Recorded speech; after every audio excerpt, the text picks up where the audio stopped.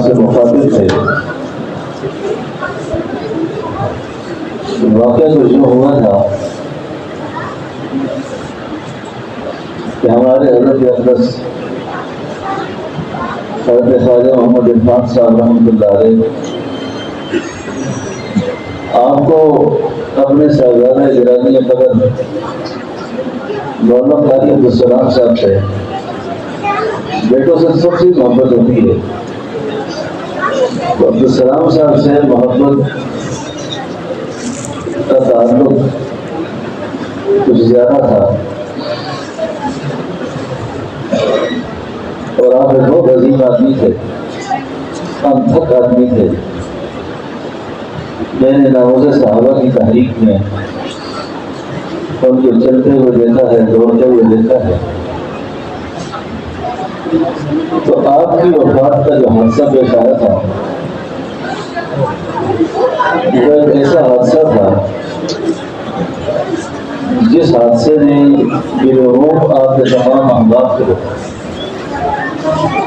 اور خصوصاً اس مرکز سے وابستہ لوگوں کو ہلا کے رکھ دیا تھا. چپ کریں گے چپ ہو جاؤ.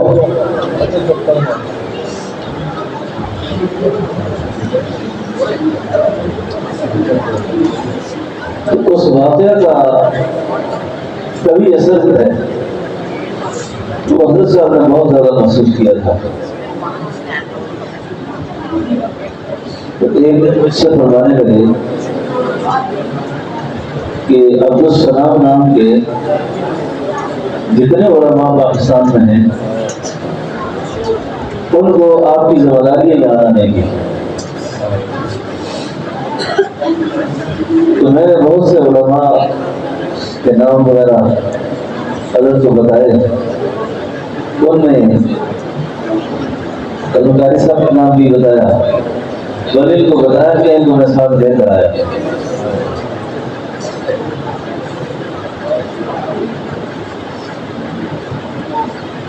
بسی کہتے ہیں رفتے تو از دل ماں،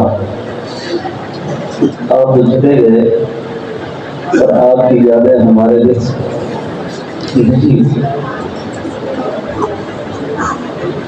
آپ تو چلے گئے لیکن آپ کی یاد ہمارے دل میں باقی ہے ابھی تک.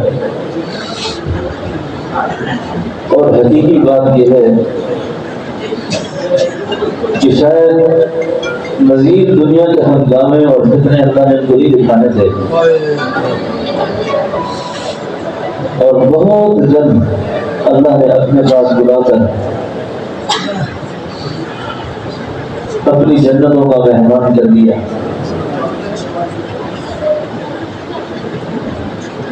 تو یہ ان کے محاسن کا احاطہ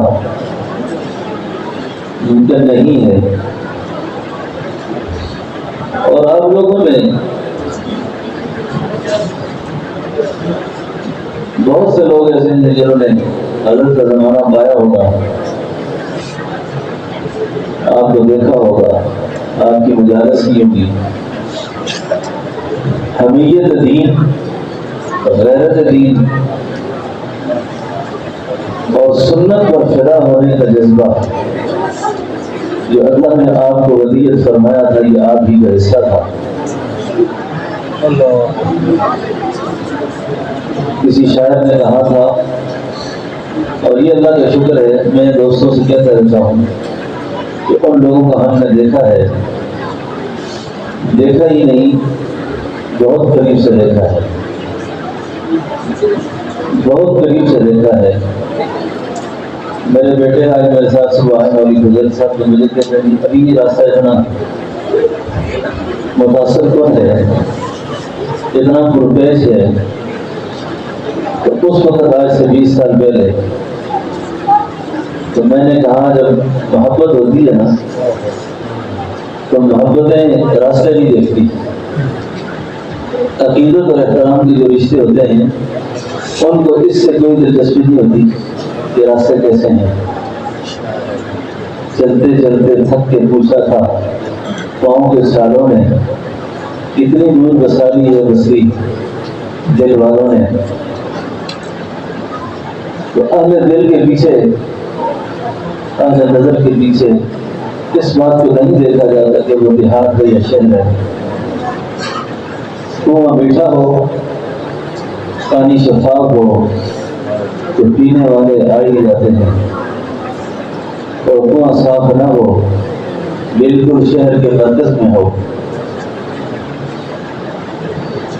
تو پینا تو دور کی بات، اسے دیکھتا بھی کوئی نہیں۔ پھر بھی کم تھا اگر سے تیری ذات سے پایا بہت، پھر بھی کم تھا اگر سے تیری ذات سے پایا بہت۔ شعروں کے اندر آج کا تھوڑی بہت میں تبدیلی کرتا ہوں حافظ دربار سے، جہاں میں اپنے ذوق میں بے ادبی سمجھوں اس کو تبدیل کر دیتا ہوں، جو بھی چیز ہے شاعر کی روح سے معرفت کے ساتھ۔ پھر بھی کم تھا در کے تیری ذات سے پایا بہت، جگن ناتھ کہتا ہے تو ہوا رخصت تو دل کو یہ خیال آیا بہت، تو میں یوں کہتا ہوں آپ ہوئے رخصت تو دل کو یہ خیال آیا بہت۔ تو کے اندر بھی بے ادبی کا رس پایا جاتا ہے، آپ ہوئے رخصت تو دل کو یہ خیال آیا بہت۔ یہ میری تو تقریر آپ کو پتہ ہے، تقریر ہوتی نہیں، تقریریں میں نے آپ نے سن لی ہے، یہ ہے خوشاشینی، تو ادھر سے پکڑی ادھر سے پکڑی، ٹائم پورا کر لیا۔ تو یہ میں نے ان مبارک لوگوں کا تذکرہ آپ کی خدمت میں مختصر پیش کیا ہے، کیونکہ حدیث میں آتا ہے کہ صالحین کا ذکر گناہوں کا کفارہ ہوتا ہے، اور نبیوں کا ذکر عبادت ہوتا ہے، اولیاء امت کا ذکر، اللہ والوں کا ذکر، یہ گناہوں کا کفارہ ہوتا ہے، انسان سے گناہ جھڑتے ہیں۔ تو آج کا یہ اجتماع سیرت النبی صلی اللہ علیہ وسلم کے ساتھ اجتماع کے عنوان سے ایک تربیتی روحانی اصلاحی اجتماع ہے۔ رسول اللہ صلی اللہ علیہ وسلم کی بعثت کے مقاصد میں سے اس اشتہار کا عنوان سارا مکمل ہو جاتا ہے کہ تزکیہ، تبلیغ، تعلیم قرآن، یہ تینوں کام اب یہاں ہونے لگے ہیں، تو معلوم یہ ہوتا ہے کہ یہ تینوں کام سیرت النبی ہے، یہ سیرت النبی کا حصہ ہے۔ اب سیرت النبی صلی اللہ علیہ وسلم کا آغاز کہاں سے ہوتا ہے؟ زندگی ہے نا سیرت، اور آپ کی حیات طیبہ کا آغاز، اگر آپ کا ذوق سلیم ہو تو میں عرض کروں کہ آپ کی پیدائش سے پہلے شروع ہو جاتا ہے، آپ کی پیدائش سے پہلے آپ کی سیرت شروع ہو جاتی ہے، اور یہ اعزاز اور یہ احترام کا رشتہ دنیا انسانیت میں اور کسی کو نصیب نہیں کہ آپ کی پیدائش سے پہلے آپ پر ایمان لانے والے موجود ہوں۔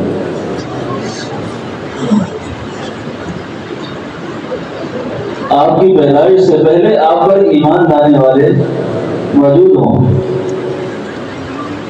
یہ اعزاز نبی کریم صلی اللہ علیہ وسلم کا ہے کہ آپ کی پیدائش سے پہلے آپ پر ایمان لانے والے موجود تھے۔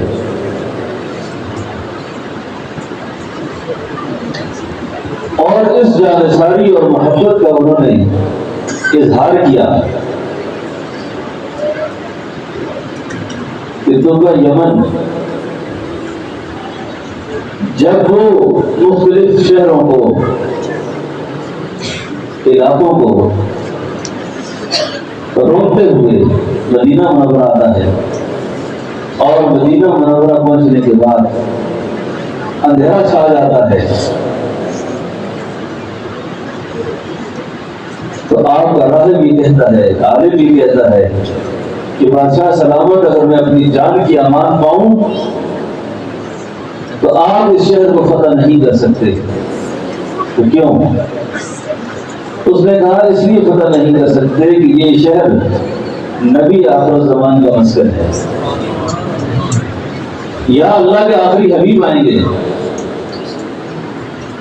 جس وقت بادشاہ یہ بات سنتا ہے تو وہ یمن کی قسمت جاگ جاتی ہے اور کھڑے ہو کر اعلان کرتا ہے، لوگوں گواہ رہو، میں اس آخری نبی پر ایمان لے آتا ہوں،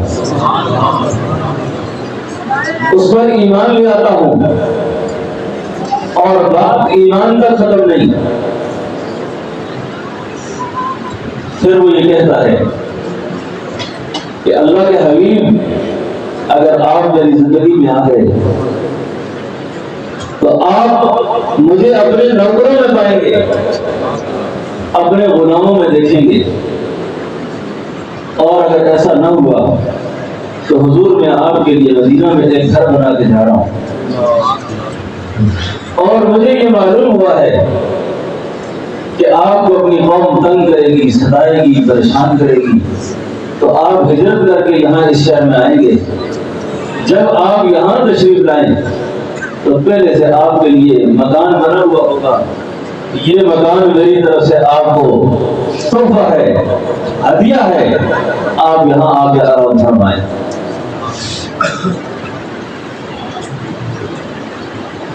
اب جس وقت حضور تشریف لاتے ہیں ہجرت کر کے،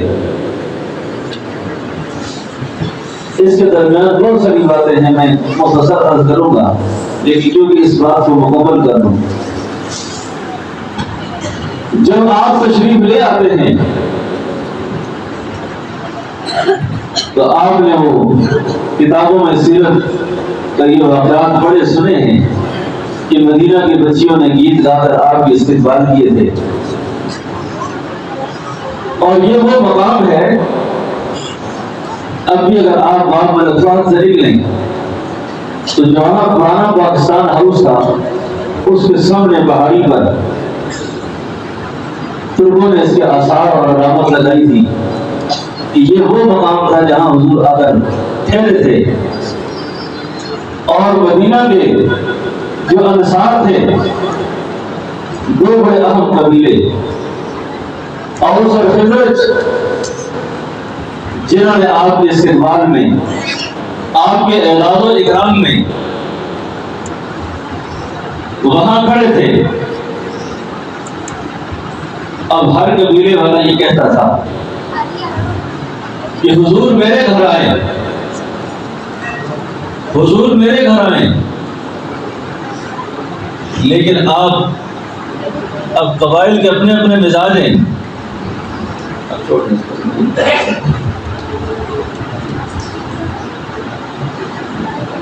آپ ہمارے گھر تشریف لائیے، اب آپ کیا فیصلہ فرماتے؟ ایک کے گھر جائیں تو دوسرا خفا، دوسرے کے یہاں جائیں تو دوسرا خفا۔ اب کیا کرنا چاہیے آپ کو؟ دوستو ذرا آپ کی عظمت اور آپ کا مقام سنیے۔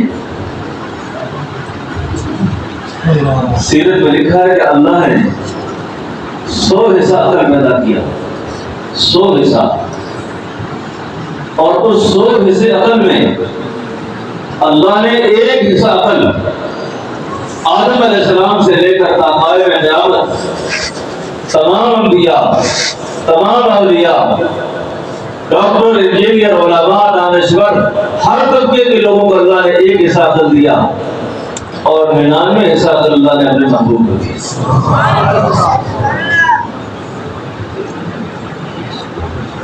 اب آپ پر فراست بھی ختم، حکمت اور دانائی بھی ختم، تدبر آپ پر ختم۔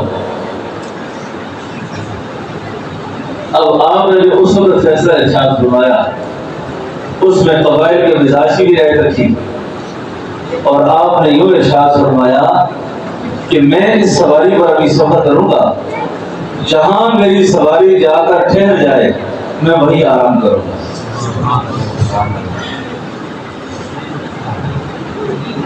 سواری چلتے چلتے سیدنا حضرت ابو ایوب انصاری کے مکان پر جا کر رکی، اور یہ ابو ایوب انصاری کا وہی مکان تھا جو طوبہ یمن تعمیر کر کے گیا تھا، جو یمن کا بادشاہ بنا کر گیا تھا۔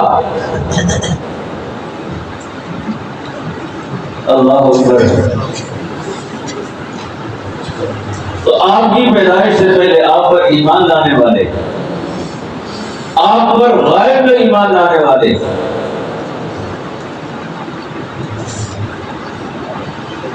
آپ سیرت میں یہ بات سنیں ذرا کہ اللہ نے ہمارے حبیب صلی اللہ علیہ وسلم کو کتنی بڑی عظمت بخشی، کتنا بڑا مقام بخشا کہ آپ کی پیدائش سے پہلے، آپ کی پیدائش سے پہلے آپ کے جو والد گرامی حضرت تھے حضرت عبداللہ، آپ کا وصال 18 سال کی عمر میں ہوا، اور 18 سال کی عمر میں آپ فوت ہوئے۔ اور عجیب اتفاق یہ ہے کہ آپ کا وصال مدینہ منورہ میں ہوا، پیدا آپ بھی مکہ میں ہوئے، لیکن آپ کی وفات کا واقعہ مدینہ میں پیش آیا، اس لیے کہ مدینہ منورہ جو تھا آپ کا سسرال تھا، اور قبیلہ بنو نجار جو تھا حضرت اماں آمنہ اس قبیلے سے تھی، تو حضرت عبداللہ اپنے سسرال میں آئے ہوئے تھے، تو یہیں آپ کا انتقال ہوا۔ آپ کو بات سمجھ آ رہی ہے؟ اور یہ بھی تاریخ نے لکھا ہے کہ باب السلام کے باہر یہ قبر تقریباً 1980 تک موجود رہی، اور 1980 کے بعد جب گورنر مدینہ ملک فہد مقرر ہوئے، انہوں نے حرم کی توسیع کا فیصلہ کیا، تو جب حرم کی توسیع کا فیصلہ ہوا تو اس قبر کو یہاں سے نکالا گیا اور بقیع میں دفن کیا گیا۔ اور یہ بھی آپ کی معلومات میں اضافہ کروں کہ ہمارے مسکین پر شریف کے جو بزرگ ہیں حضرت پیر محمد شاہ صاحب مدظلم العاری فرمانے لگے، اس موقع پر میرے والد صاحب بھی موجود تھے، اور مولانا عاشق الہی بلند شہری موجود تھے، مولانا حضرت عبید اللہ انور رحمۃ اللہ علیہ موجود تھے۔ یہ بزرگ موجود تھے تو سرکاری نمائندہ آیا اور اس نے یہ کہا کہ کیونکہ روزہ اطہر کی چابیاں سیدنا بلال کے خاندان کے پاس ہیں، تو آپ ہی کے خاندان کا کوئی آدمی آیا تھا کہ اس قبر کو ہم کھولے پہلے، تو کہتے ہیں کہ جس وقت قبر کو کھولا نا تو حضرت عبداللہ کے سیاہ بال زلفیں کم پڑی ہوئی تھی، اور آپ کا کفن بھی محفوظ تھا، آپ کا بدن بھی محفوظ تھا۔ تو میت اٹھانے والوں میں مولانا عاشق الہی صاحب رحمۃ اللہ علیہ موجود تھے، اور اس میت کو اٹھا کر انہوں نے بقیع میں جا کے سبر خاک کیا۔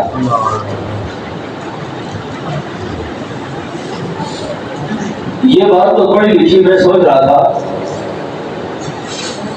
کہ جہاں سے باپ کا خمیر اللہ نے لیا تھا وہیں سے اللہ نے بیٹے کا خمیر لیا۔ باپ کا خمیر بھی مدینہ طیبہ سے اور بیٹے کا خمیر بھی مدینہ طیبہ سے۔ اب یہ باپ بیٹا دونوں، باپ بقیع میں آرام فرما ہے اور بیٹے اماں عائشہ کے حجرے میں آرام فرما ہے۔ اور وہ حجرہ جس کو کسی نے کہا اماں عائشہ کی شان میں کہ تو جس مقام میں کبھی بقی تھی خدا نے جنت بنا دیا ہے، بنا کے جنت خدا نے اس میں حبیب اپنا سنا دیا ہے، سلام لاتے ہیں شام صبح ہزار نوری تیرے ہی در پر، سلام لاتے ہیں شام صبح ہزار نوری تیرے ہی گھر پر۔ آگے میں تھوڑا سا اضافہ کرتا چلوں کہ آپ کا خمیر بھی اما عائشہ کے حجرے سے لیا گیا، اما عائشہ کے باپ کا خمیر بھی اسی حجرے سے لیا گیا، سیدنا عمر کا خمیر بھی اللہ نے اسی حجرے سے لیا۔ اور کیا خوشبخت باپ اور خوشبخت بیٹا، اللہ کے حبیب فرماتے جب میں اپنے روزے سے اٹھوں گا نا تو میرے ساتھ ابو بکر عمر اٹھیں گے اور پھر میں بقی والوں کے پاس جاؤں گا۔ آئے حضرت عبداللہ کے بخت کتنے بلند، حضرت عبداللہ کے بخت کتنے بلند کہ بیٹا باپ کو اٹھانے جائے گا، بیٹا باپ کو اٹھانے جائے گا۔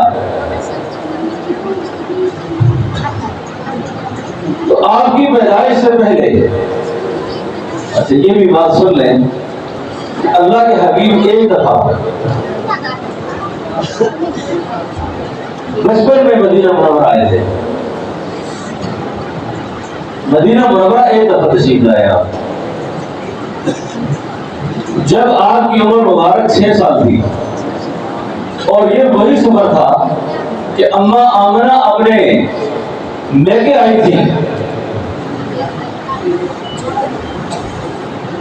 اور اپنے اس لفظ جگر کو ساتھ لائی تھی اور اپنی باپ کی عمر پر ان کو پھیرا لگایا تھا، وہاں سے گزارا تھا کہ یہ باپ آپ کے حضرت عبداللہ کی عمر ہے یہ، اور وہ بڑا وقت عجیب وقت ہوا۔ تصور میں جائیں آپ، ایک معصوم بچہ اپنے باپ کی قبر پر آتا ہے، اس اللہ کی اپنی تقسیم ہے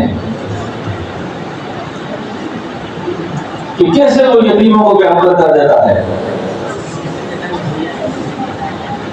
کس مقام پر کھڑا کر دیتا ہے۔ اما آمنہ راستے میں جاتی ہیں، تھوڑا سا سفر کرتے ہیں، تقریباً مدینہ منورہ سے گاڑی میں بھی تقریباً 1.5 گھنٹے کا سفر ہے، مقام ابوا پر پہنچتی ہیں، مقام ابوا پر پہنچتے ہوئے اما آمنہ بھی ساتھ چھوڑ دیتے ہیں۔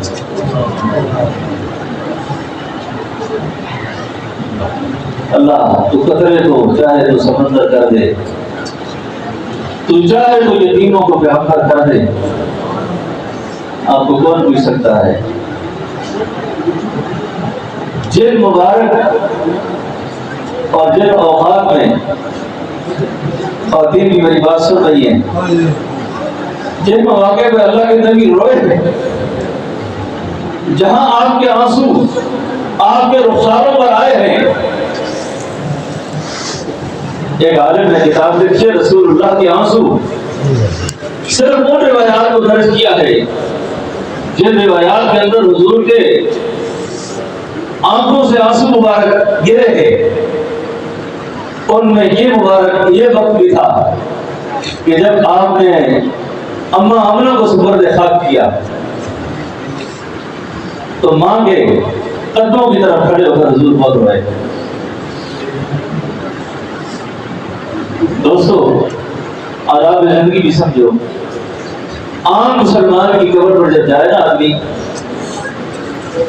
تو چہرے کے پاس کھڑا ہو جہاں چہرہ ہوتا ہے، لیکن ماں باپ کی قبر پر جب جائے نا تو کہتے قدموں کی طرف کھڑا ہو، قدموں کی طرف کھڑا ہو۔ جیسے زندگی میں ماں باپ کے آداب اور احترام ہیں، اسی طرح بڑھنے کی بات بھی ہے۔ تو یہ ادب بچپن میں اللہ کے نبی سکھا کر گئے ہیں کہ ماں کی قبر پہ کیسے کھڑا ہونا ہے، باپ کی قبر پہ کیسے کھڑا ہونا ہے۔ اب سیرت کا آغاز آپ کی پیدائش سے پہلے کیسے ہوتا ہے، اور آپ کی شان میں یہ بات بھی ہے کوئی شخص یہ دعویٰ نہیں کر سکتا، کوئی آدمی یہ بات نہیں کر سکتا، یہ بات صرف اللہ کے حبیب کو ہی شان کے ساتھ مناسب ہے کہ آپ نے یہ ارشاد فرمایا کہ میرے باپ عبداللہ سے لے کر آدم علیہ السلام تک میرے نسل کے اندر کوئی آدمی بدکار نہیں ہے۔ ایک نسب ہوتا ہے اور ایک حسب ہوتا ہے۔ حسب نانہاری رشتہ داری کو کہتے ہیں، نسب نانہاری رشتہ داری کو کہتے ہیں۔ فرمایا میرے نسب پہ کوئی بدکار نہیں۔ اور یہاں تک کہ دوسری صدی کا ایک بہت بڑا آدمی گزرا ہے، نام میرے ذہن میں نکل گیا ہے، انہوں نے اماں آمنہ سے لے کر اوپر اماں ہوا تک 500 عورتوں کا ڈیٹا جمع کیا ہے۔ ان 500 عورتوں میں سے وہ لکھتے ہیں کہ کوئی ایک عورت بھی ایسی نہیں جس کی جوانی کی زندگی کا کوئی پہلو بھی کبھی مشکوک ہوا ہو، اور زمانہ کی حالت کے اندر بھی کوئی اس نے ایسا کام کیا ہو جو اس کی زندگی کو داغدار بنا دیتا ہو۔ اما آمنہ جو آپ کی والدہ ہیں، یہ بات میں عورتوں سے بھی کہہ رہا ہوں، اما آمنہ، یہ اما آمنہ ہے، ان کی شکایت لے کر ایک آدمی آپ کے سسر یعنی حضرت عبدالمطلب کے پاس آیا، اور حضرت عبدالمطلب سے کہنے لگا کہ آپ کی یہ جو بیٹی ہے آمنہ بہو، یہ گھر سے خوشبو لگا کر نکلتی ہے، تو جس عورت کا سہاگ اجڑ جائے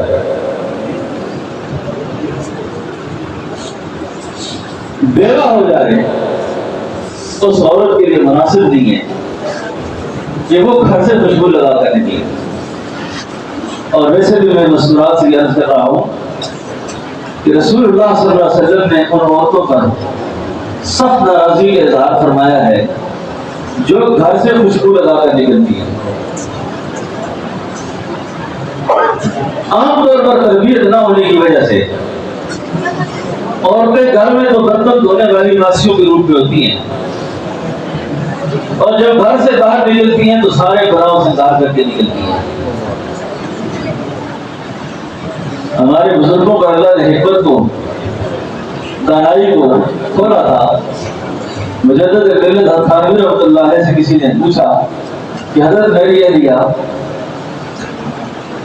اپنے سسرال جانے کے تقاضا مجھ سے بہت کرتی ہے، کیا کروں؟ حضرت نے بڑا حکیمانہ جملہ ارشاد فرمایا اس کو ضرور بھیجا کرو۔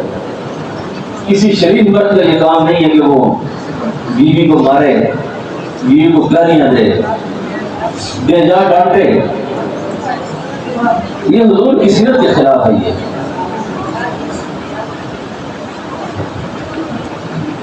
حکیمانہ جملہ ارشاد فرمایا اس کو سسرال بھیجا کرو، جایا کرے، لیکن اس سے یہ کہو اسی لباس میں جایا کرو جس لباس میں تم گھر میں رہتی ہو، انہی کپڑوں میں جایا کرو جو کپڑے تم گھر میں پہنتی ہو۔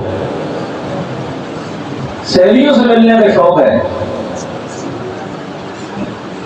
بے شک جاؤ، جس کو آج کل کہتے ہیں کچھ آؤٹنگ کرنے، تھوڑی سی بالکل آؤٹنگ کرو تھوڑی سی، لیکن اس لباس میں کرو جس لباس میں تم گھر میں ہوتی ہے،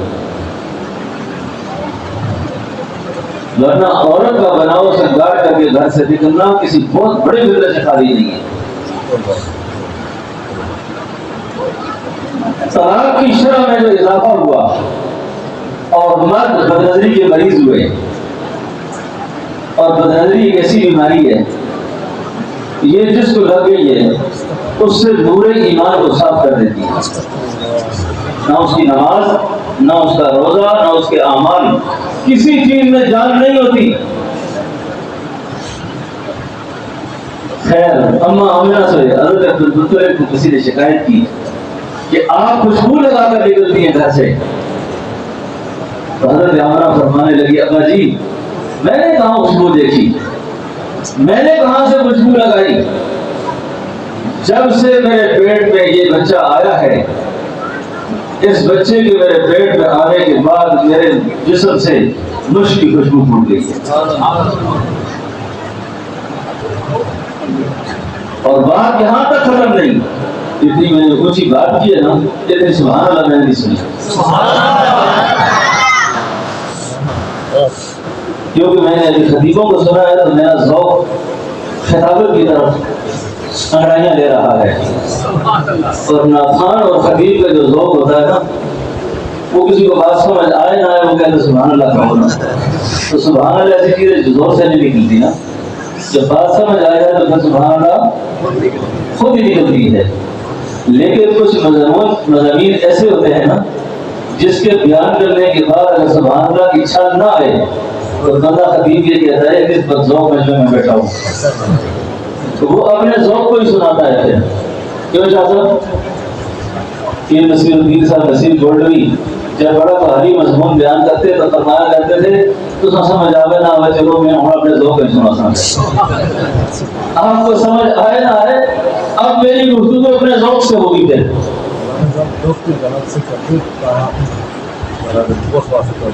اللہ اکبر، فرمایا جب سے یہ بچہ میرے پیٹ میں آیا ہے ابا جی میرے جسم سے خوشبو پھوٹ گئی ہے، اور بات یہاں تک ختم نہیں، عورتیں کنویں پہ جاتی ہیں، کنویں پہ جاتی ہیں،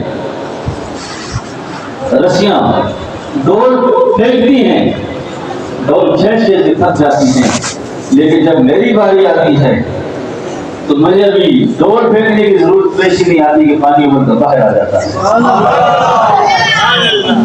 پانی باہر آ جاتا ہے۔ یہ آپ کی پیدائش سے پہلے،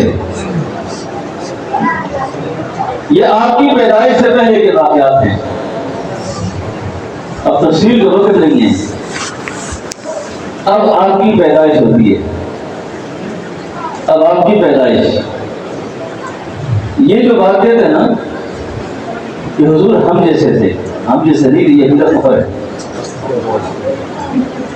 یہ کفری عقیدہ ہے، ہم جیسے کہاں تھے، محسوس نہ کرنا، آپ کی پیدائش بھی ہم سے مختلف، آپ کی بچپن ہم سے مختلف، آپ کا لڑکپن مختلف، آپ کی جوانی مختلف، آپ کی وفات مختلف، اور آپ کا روزہ اثر میں رہنا سب سے مختلف۔ یہ سارے اعزازات ایسے ہیں جو اور کسی میں نہیں۔ اب پیدائش سے پہلے تو یہ ہوا، اب پیدائش کا دور آتا ہے، بچہ پیدا ہوتا ہے، بچے کی ختنہ کرائی جاتی ہے، بچے کے ناخن کاٹے جاتے ہیں، بچے کے بال بنائے جاتے ہیں، بچے کو غسل دیا جاتا ہے، اس کو صاف ستھرا کیا جاتا ہے، لیکن آپ جب پیدا ہوتے ہیں تو آپ کے ناخن بھی کٹے ہوئے، آپ کے بال بھی بنے ہوئے، آپ کے جسم مبارک کے ساتھ کسی قسم کی کوئی آلائش نہیں ہے، اور آپ جب پیدا ہوتے ہیں تو آپ کی پیدائش کے ساتھ اماں آمنہ فرماتی ہے کہ میرا سارا گھر خوشبو سے معطر ہو جاتا ہے۔ یہ ہم جیسے ہوئے، ہم جیسے کہاں ہوئے؟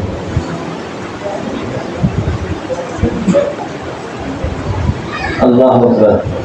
اب آپ کی پیدائش، اب یہ بھی آپ کی سیرت ہے، یہ سیرت کا زبردست عنوان ہے۔ یہ اب تھوڑا وقت گزرتا ہے، دائیاں آتی ہیں، دائیاں آپ کی 2 مائیں رضاعت کی تھی، یہ بات یاد رکھیں، رضاعت کی 2 مائیں تھیں آپ کی، ایک حضرت اماں صوبیہ اور ایک حضرت اماں حلیمہ، اور ایک بہن تھی آپ کی رضاعت کی جس کا نام حضرت شیمہ تھا۔ اب یہ 2 مائیں ہیں اور ایک بہن ہے۔ اب یہ جو اماں حلیمہ کے بارے میں ایک بات کی جاتی ہے کہ حضرت محمد عربی کو یتیم سمجھ کر کسی نے نہیں اٹھایا، مجھے یہ لفظ بھی ٹھیک نہیں لگا، یہ لفظ بھی اچھا نظر نہ آیا، کیوں یتیم سمجھ کر نہ اٹھایا؟ بات یتیمی کی نہیں تھی، بات یہ تھے کہ بخت اللہ نے حلیمہ کے بیدار کرنے سے، مقدر اللہ نے حلیمہ کا بیدار کرنا تھا، ورنہ دائیاں تو اور بھی بہت آئی تھی، اور دائیوں کا نام کسی کو آتے ہیں؟ اب شعراء ہیں تو وہ، خطیب ہے تو وہ، ادیب ہے تو وہ، حلیمہ میں تیرے مقدمہ تو صدقے تو مدری رجولہ مریضی بھی اسے۔ اب حلیمہ کو کون یاد کرتا پھر؟ یہ بات ٹھیک کرو کہ اماں حلیمہ جب آئی تھی سواری بڑی کمزور تھی، ایسی بڑی کمزور تھی، عظمت رسول میں یہ کہو کہ جب آپ تشریف فرما ہوئے اس سواری پر، وہ جو بڑی تکڑی تکڑی سواریاں تھیں، مضبوط سواریاں تھیں، وہ پیچھے رہ گئی، اور اماں حلیمہ کی سواری مولانا جلگاس میں فرمایا کرتے تھے تیز گام بن گئی، تیز گام بن گئی، اس تیزی اور برق رفتاری سے چلنے لگی کہ ساری سواریوں کو اس نے حیران کر دیا۔ پوچھنے والوں نے اماں حلیمہ سے پوچھا، حلیمہ سواری کب سے تبدیل کی؟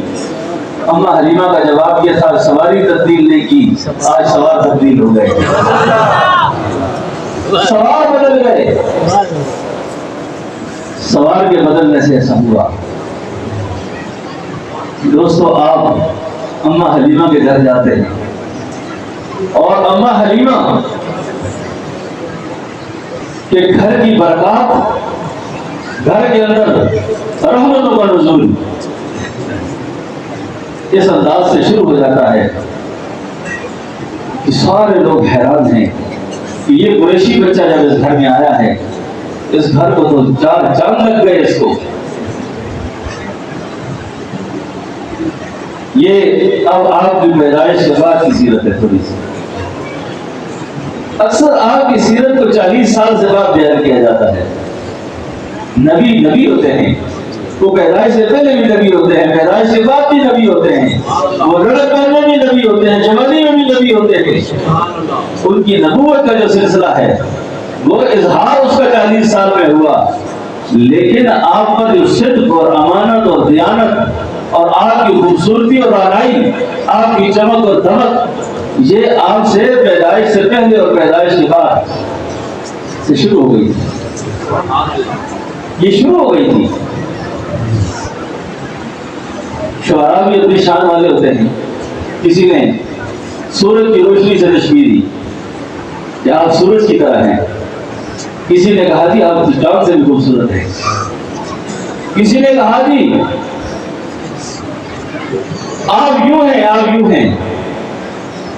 سورج بھی تپش رکھتا ہے، سورج تپش رکھتا ہے نہیں رکھتا، ہر وقت سورج اچھا نہیں لگتا، کبھی سورج کا غروب ہوتا تو مجھے اچھا لگتا ہے۔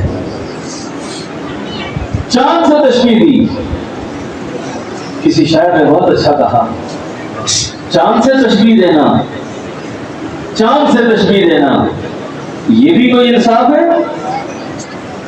چاند کے منہ پہ چھائیاں، مدنی کا چہرہ صاف ہے۔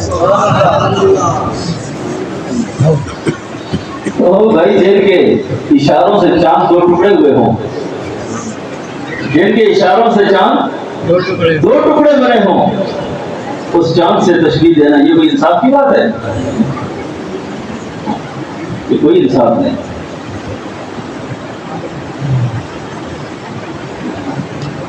آپ کا جمال، مولانا عبدالرحیم حقانی صاحب نے کتاب لکھی ہے جمال محمد کی دلربا ادائیں، آپ کے جمال کا ذکر ہے اس میں۔ اب آپ کے جمال میں اس کا احاطہ تو ممکن نہیں کہ آپ کی آبرو کیسی تھی، آپ کی ناک مبارک کیسی تھی، آپ کی آنکھیں کیسی تھی، آپ کے چہرے کے خط و خال کیا تھے، آپ کی زلف مبارک کیسی تھی، اس کا احاطہ بھی ممکن نہیں، ممکن ہے ہی نہیں۔ سرائکی میں کسی شاعر نے کہا، شعر تو مجھے بھول گیا، اس کا مفہوم آپ کو سنا دیتا ہوں کا مفہوم بھی پورے طریقے سے سمجھا نہ سکوں آپ کو. مسجد اقصی میں جب سارے نبی جمع ہوئے نا، سارے نبی جب جمع ہوئے نا، تو حضرت یوسف اپنی زلفیں کھول کے بیٹھ گئے. حضرت یوسف اپنی زلفیں کھول کے بیٹھے. شاید حضرت یوسف علیہ السلام نے سمجھا ہوگا یہ مصر کا بازار ہے. شاید انہوں نے سمجھا یہ مصر ہے.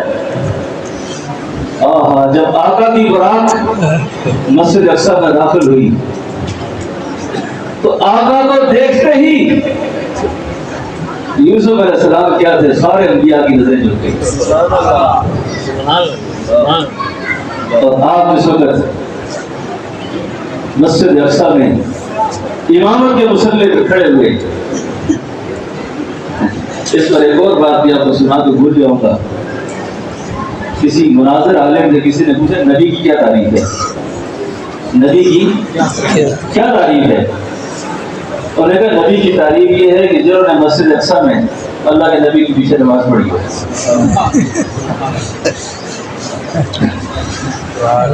نہیں سمجھو؟ اور میں اس پڑھنے کی طرف اشارہ کر رہا ہوں، میں اس دجال کی طرف اشارہ کرنے لگا ہوں کہ نبی کی کیا تعریف ہے، نبی کسے کہتے ہیں؟ انہوں نے کہا نبی اسے کہتے ہیں کہ انہیں مسجد اقصی میں اللہ کے نبی کے پیچھے کھڑے ہو کر. تو یہ مرزا غلام قادیانی تھا وہاں پر؟ جب یہ کہاں وہاں نہیں تھا تو نبی کہاں سے ہوا؟ امیر شریعت سید اللہ شاہ بخاری فرمایا کرتے تھے کہ اللہ نے اپنے دامن نبوت میں نبوت کے کرے رکھے ہیں، نبوت کے کرے رکھے. ہمارے شیخ خواجہ الہی صاحب رحمۃ اللہ علیہ یوں بیان کیا کرتے تھے، نبوت کے کرے رکھے. اور یوں ہاتھ ڈال کے فرمایا آدم یہ آپ لے لو، نوح یہ آپ لے لو، ابراہیم یہ آپ لے لو، اسماعیل یہ آپ لے لو، موسیٰ یہ آپ لے لو، عیسیٰ یہ آپ لے لو.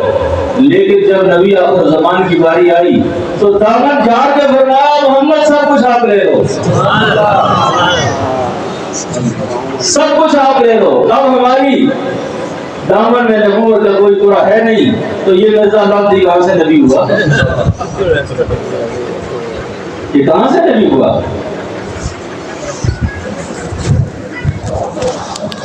اب آپ کی پیدائش کے بعد کا تھوڑا سا ذکر، اب تو نہیں گیا.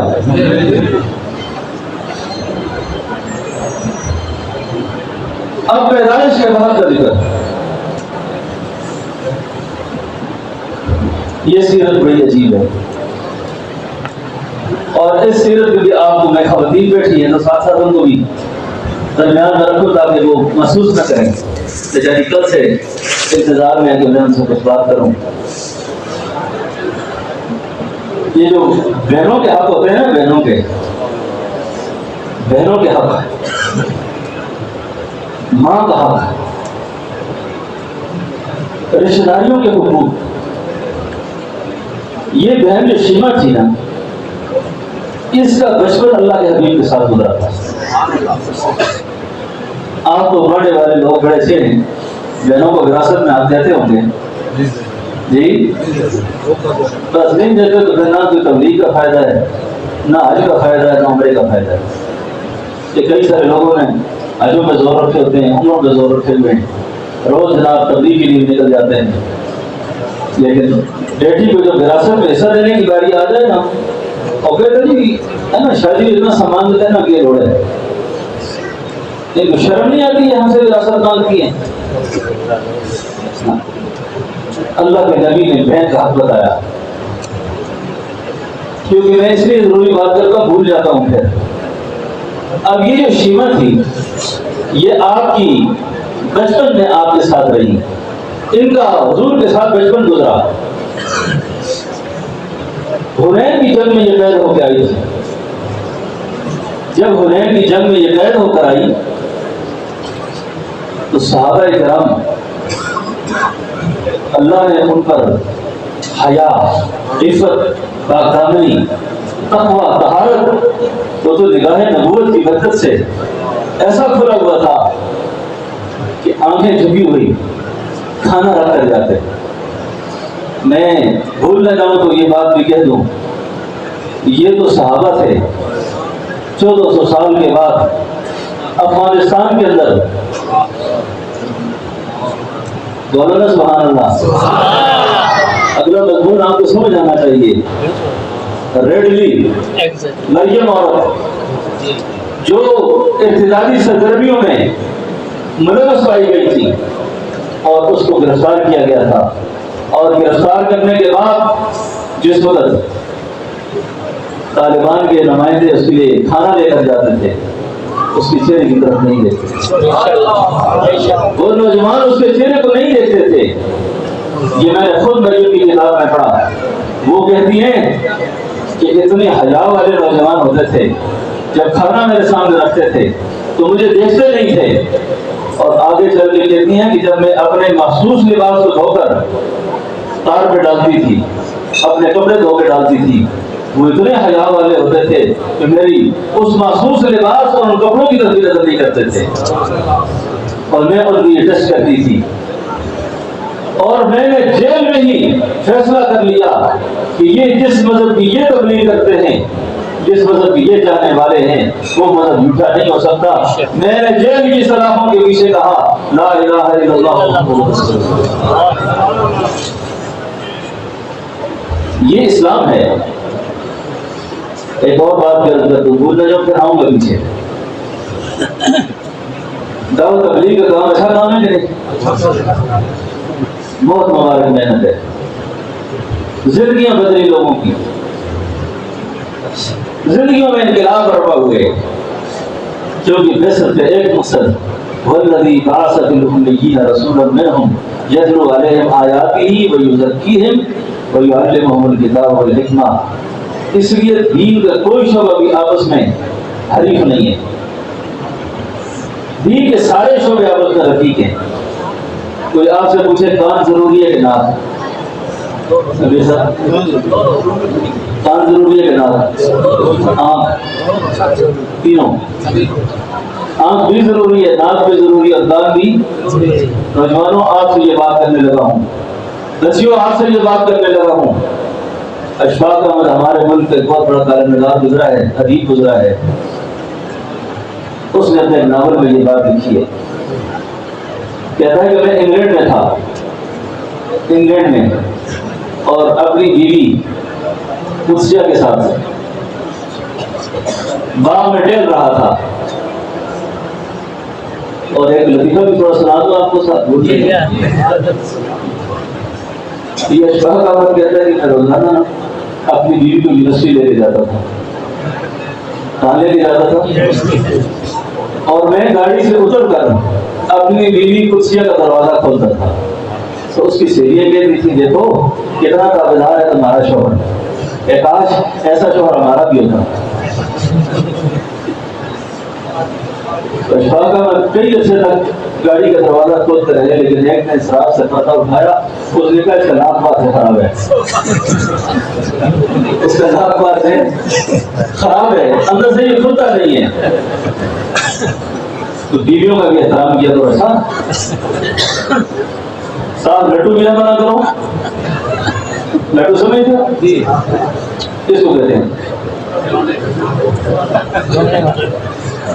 دانت اپنی جگہ برابر رکھو۔ کیوں سر جی تو میری گل سمجھ آ رہی ہے نا؟ کیونکہ اس کے تیر خدا نے مجھے پورے مجھے باہر بھی نظر ہوتی ہے۔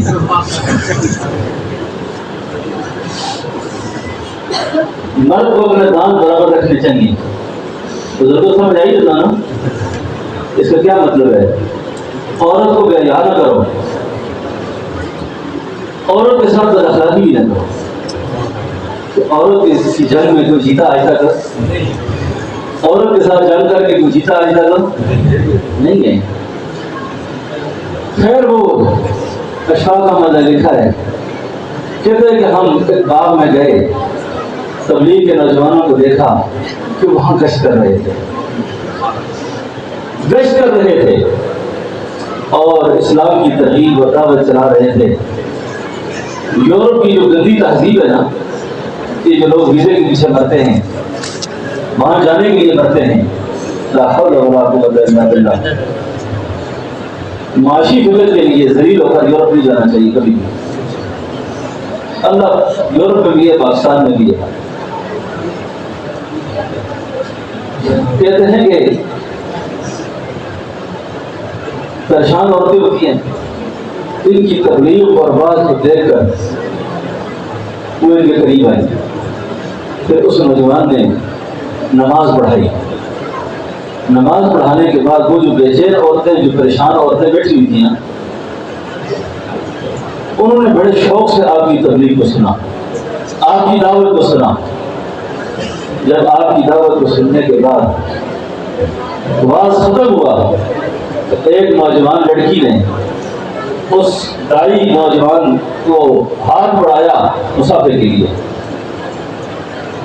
مصافحے کے لیے ہاتھ بڑھایا۔ نوجوان نے اپنا ہاتھ پیچھے کر لیا۔ اس نے کہا ہاتھ پیچھے کیوں کیا؟ اس نے کہا یہ ہاتھ میں نے اس لیے پیچھے کیا ہے کہ یہ میرا ہاتھ میری بیوی کی امانت ہے۔ نہیں سمجھے تو بولو نا سبحان اللہ۔ یہ ہاتھ میری بیوی کی امانت ہے، یہ ہاتھ کسی غیر عورت کے ہاتھ میں نہیں جا سکتا۔ اشفاق احمد کہتا ہے کہ میں نے اسی وقت اپنی بیوی سے کہا، یہ دونوں بڑے عجیب تھے، ایک دوسرے سے مخالفت رہتے تھے، کہنے لگے قدسیہ آج یہ نوجوان اسلام کی جو تبلیغ یہاں کر گیا ہے نا، یہ تبلیغ قیامت تک یورپ کے دروازے پہ دستک دیتی ہے۔ یہ یورپ کے دروازے پر قیامت تک دستک دے گی کہ اپنے کردار سے دکھایا اس نے کہ یہ ہاتھ میرا بیوی کی امانت ہے۔ عورتوں سے بھی کہتا ہوں کہ یہ تمہارے ہاتھ، تمہاری یہ ادائیں، تمہارے یہ ناز و انداز تمہارے شوہر کی امانت ہے، شوہر کی امانت ہے۔ اور حدیث میں آتا ہے کہ جو عورت اپنی شوہر کی تابعدار ہو، 5 نمازوں کی پابند ہو، روزہ رکھتی ہو، اللہ کے حبیب نے فرمایا جنت کے جس دروازے سے چاہے داخل ہو جائے، جنت کے جس دروازے سے چاہے داخل ہو جائے۔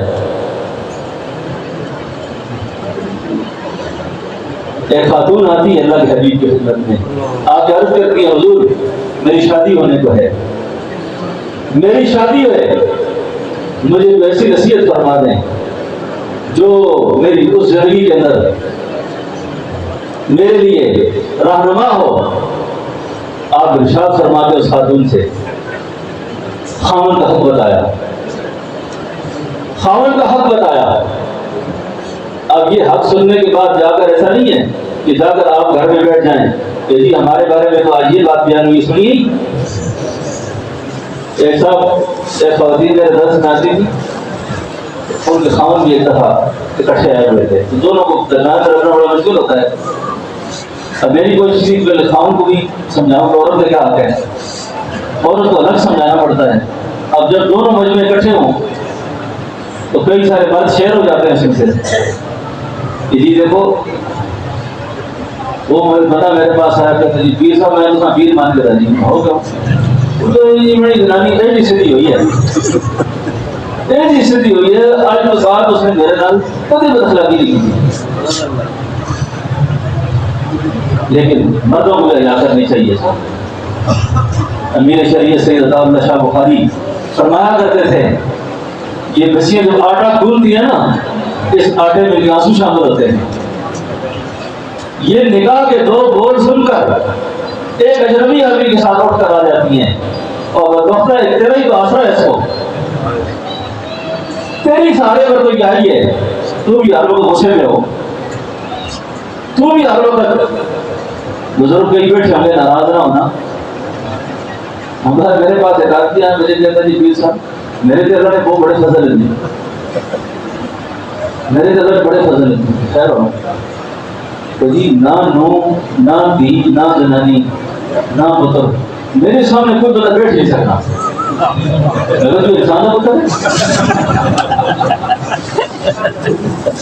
آپ انسان ہو گل پوری نہیں سنی۔ رائے بڑے مولانا احسان صاحب ہیں، جانتے ہیں آپ؟ وہ کہتے ہیں، لوگ کہتے ہیں ہم نے ممبر سے سن کر آئے ہیں، کہاں سے سن کر آئے ہیں؟ کہتے پوری نہیں سنتے جی، پوری جب بیان ہوتا ہے یہ پہلے سنتے ہیں تھوڑا سا، آخر میں درمیان میں سوئے ہوتے ہیں میر صاحب بھی رہے اور میر صاحب سے ندر ہی آنے لگی۔ یہ میر صاحب ان کو میں بہت عرصے سے دیکھ رہا ہوں، یہ حضرت کی خدمت میں بہت عرصے سے آیا کرتے تھے، اور وہ مونیا سے آتا تھا، وہی ہے نا؟ پکا سمجھے میر صاحب، ماشاء اللہ۔ کیا بات کر رہا تھا؟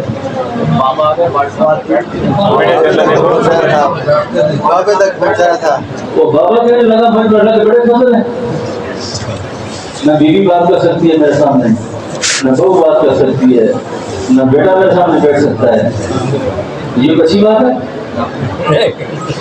اللہ کے نبی کے ساتھ بھارت بھی بات کر سکتا تھا۔ آپ نے بیٹی کا بھی احترام کیا، آپ نے بیوی کا بھی احترام کیا، بہن کا احترام کیا۔ تو شاہ جی کی جملہ یاد رکھنا، فرمایا کرتے تھے ان کے آنسو شامل ہوتے ہیں، ان کو میکا بھی یاد آتا ہے۔ یہ روٹی تھوڑی سی کچی پکی ہو جائے سسر گھر نکالنا اپنا حق سمجھتا ہے، سسر صاحب گھر یہ نکالنا اپنا حق سمجھتا ہے۔ یہ کوئی انسانیت کی بات نہیں ہے۔ اللہ کے حبیب بیٹی کے احترام میں کھڑے ہوئے ہیں، اللہ کے نبی بیٹی کے احترام میں کھڑے ہو گئے اور بیٹھنے کی جگہ عنایت فرمائی۔ اب بات یہ کر رہا تھا کہ وہ جو آپ کی بہن تھی شیما، جس کے ساتھ آپ کا بچپن گزرا تھا، یہی پڑھنا تھا میں نے۔ وہ جو شیما تھی حنین میں قیدی بن کر آئی، جب وہ قید میں آ گئی تو صحابی اس کے آگے کھانا رکھتے تھے جھکی نگاہوں کے ساتھ، ادب اور احترام کے ساتھ۔ تو ایک دن وہ صحابی سے کہنے لگی اپنے نبی سے جا کر کہو، وہ تو نبی نہیں مانتی تھی نا، بھائی مانتی تھی، اس لیے جو جتنا بڑا بزرگ بھی ہو جائے نا کوئی، اگر آپ کو کوئی نہ مانے نا تو خفا نہ ہوا کرو سر، لوگوں نے نبیوں کو بھی نہیں مانا، اس لیے پریشان ہونے کی ضرورت ہے۔ کئی آدمی زیادہ نئے ہو جائیں تو کہتے ہیں ہمارا مخالف کوئی نہ ہو، ایسا ہوتا ہے نا یار، میں اتنا بڑا بزرگ ہوں، لوگ مجھے بھی معاف کرتے ہیں۔ کتابوں میں لکھا ہے حضرت موسیٰ علیہ السلام نے نا اللہ سے درخواست کی یا اللہ میرا مخالف کوئی نہ ہو، اللہ نے آگے سے فرمایا موسیٰ یہ بات تو میں نے اپنے لیے پسند نہیں کی، جو بات آپ کرتے ہو کہ میرا مخالف کوئی نہ ہو۔ پیر نصیر الدین صاحب فرمایا کرتے تھے مخالف بتا دنیا نہ جڑیا نہ ہونا، مخالف کس کے ہوتے ہیں؟ جڑیا نہ ہونا، چلو نہ کون مخالف ہوتا ہے، چل سے بندوں کو مخالف ہوتا ہے، مخالف بندے بھر کے ہوتے ہیں، اور اللہ والوں پر یہ آزمائش زیادہ آتی ہے۔ سب اب موسیٰ علیہ السلام نے کہا تھا میرا مخالف کوئی نہ ہو، اللہ نے فرمایا دیکھ موسیٰ، عزیر علیہ السلام کو لوگوں نے کیا کہا ہے کہ خدا کا بیٹا ہی ہے، کتنی بڑی توبہ ہے مل کر، اور کئی عورتیں نیک ہیں وہ بھی سن لیں، عورتیں بھی کہتی ہیں میرے اندر تو مسئلہ کوئی نہیں، مجھے کیوں ایسا کہتے ہیں؟ آئے تم حضرت مریم سے پاک باز نہیں ہو، تم حضرت مریم سے پاک باز نہیں ہو۔ حضرت مریم عیسیٰ علیہ السلام پیدا ہوئے، عیسیٰ علیہ السلام پیدا ہوئے، تم لٹ کھا کے سب میں کھڑی ہوگی، شادی ہے نہیں تمہاری، بچہ کہاں سے لائی ہو، بچہ کہاں سے لائی ہو؟ تو بچہ جھولے میں کیا کہتا تھا؟ قال انی، عیسائیوں کو پتہ نہیں کیوں سمجھ نہیں آتی یہ بات، بچہ خود کہہ رہا میں اللہ کا بندہ ہوں، یہ کہتا نہیں ابن اللہ، میں اپنی بیٹیوں سے کہوں گا، بہنوں سے کہوں گا، حضرت مریم کی پاک بازی میں کسی کو شک ہے؟ اہل سنت کا یہ عقائد میں تو نہیں ہے میرا خیال ہے یہ بات، لیکن مولانا حفظ الرحمان سے عربی نے لکھا ہے کہ حضرت مریم بھی نبیہ تھی، حضرت مریم بھی نبیہ تھی، لیکن یہ انہوں نے اپنی شان سے یہ بات لکھی ہے، لیکن فضائل کے اندر ایسی بات کی گنجائش آ جاتی ہے۔ تو حضرت مریم کتنا بڑا الزام لگا، وہ حضرت مریم تو مریم ہے، حضرت اماں عائشہ، ہم حضرت اماں عائشہ جس طرح نبوت کرنے والی اور عام خاتون نہیں، جس کی وجہ سے خدا نے شریعت کے ضابطے بدلے، شریعت کے قانون بدلے۔ کیسے شریعت کا قانون بدلا؟ یہ ماؤں بیٹیوں کو سنا رہا ہوں۔ آیت تیمم کب نازل ہوئی؟ کس موقع پہ نازل ہوئی؟ مدینہ سے باہر جرف کا مقام ہے، جہاں آپ اپنی جماعت کے ساتھ آرام فرما ہیں۔ سیدنا بلال سے فرمایا کہ نماز فجر سے کچھ عرصہ سفر پہلے ہمیں یہاں سے اٹھانا ہے تاکہ اگلی منزل پہ ہم جا کے نماز پڑھیں۔ سارے صحابہ اٹھ گئے، اماں کی آنکھ نہیں کھلی، اماں کی آنکھ نہیں کھلی۔ سیدنا بلال آوازیں دے رہے ہیں، اماں کی آنکھ نہیں کھلتی، اماں بیدار نہیں ہوتی۔ سیدنا بلال جا کر سیدنا ابوبکر سے کہتے ہیں کہ تمہاری بیٹی سوئی ہوئی ہے، سارے صحابہ کی نماز آج قضا ہو جائے گی، آپ اٹھائیے جا کر، اٹھائیے اس کو جا کر۔ سیدنا ابوبکر صدیق جا کے کہتے ہیں، جا کر عائشہ اٹھ، عائشہ اٹھ۔ تو 3 بار یہ کہا، حدیث میں آتا ہے کہ اماں کی آنکھ نہیں کھلتی۔ غصے میں آ کر یہ انگوٹھا جا کر آپ کی کمر میں مارتے ہیں۔ باپ اپنی بیٹی کو، بیٹے کو کوئی تعلیمی کارروائی کر سکتا ہے، یہ نہیں کر سکتا، سزا دے سکتا ہے، یہ نہیں دے سکتا۔ علماء نے لکھا ہے دے سکتا ہے۔ کیا دلیل ہے اس کی؟ کہا اماں عائشہ کو سیدنا ابوبکر نے سزا دی۔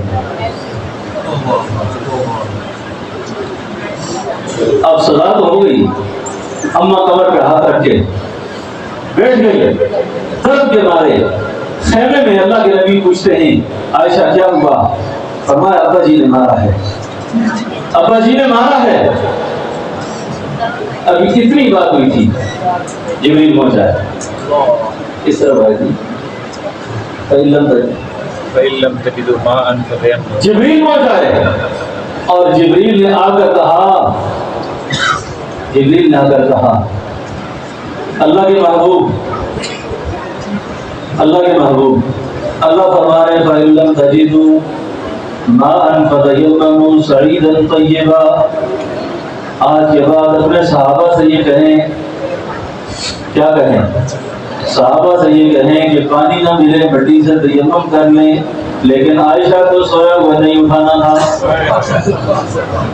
عائشہ کو سویا ہوا نہیں اٹھانا تھا، یہ سوئی رہتی۔ قانون بدل گیا نہیں بدلا؟ ایک صحابی کھڑے ہو گئے، ماں برکت یا آل ابی بکر، اے ابو بکر کی اولاد، یہ جو تمہاری پہلی مدد تو نہیں، کیا آج تک شریعت کا قانون یہ تھا کہ نماز کے لیے وضو کرو، لیکن آج موقع کیا لگنا تھا، اللہ نے قانون ہی بدل دیا ہے۔ عورتوں سے کہتا ہوں جن کی شان میں قرآن اترے ہیں، جن کی شان میں قرآن اترے ہیں، ان پر بھی لوگوں نے تو مت دکھائی ہے، تم کس بات کی بری ہو، ذرا حوصلہ رکھا کرو، حوصلہ رکھا کرو۔ اسی وجہ سے ایسا کیوں کہا ہے؟ بات یہ عرض کر رہا تھا کہ شیما بھائی مانتی تھی، نبی نہیں مانتی تھی، نبی نہیں مانتی۔ وہ صحابی سے پتہ کیا کہتی ہیں؟ صحابی سے کہتی ہیں اپنے نبی سے جا کر یہ بات کرو کہ تمہاری بہن قید میں آئی ہوئی ہے، تمہاری بہن قید میں آئی ہوئی ہے۔ صحابی جا کے عرض کرتے ہیں حضور ایک خاتون ہے، وہ کہتی ہے کہ آپ میرے بھائی ہیں، اللہ کے حبیب نے فرمایا میری تو بہن ہی تھی، میری تو بہن کوئی نہیں ہے. حضور کو اصرار کرتی ہے آپ خیمے میں تشریف لے جائیں. آپ جب خیمے میں تشریف لائے حضرت شیمہ نے اپنا تعارف فرمایا. تعارف فرمایا. تعارف میں کہتی ہیں اور میرے قریشی بھائی میرا اور تمہارا بچپن اکٹھا گزرا ہے، میرا اور تمہارا بچپن اکٹھا گزرا ہے، ہم ایک جگہ کھیل کے بڑے ہوئے ہیں.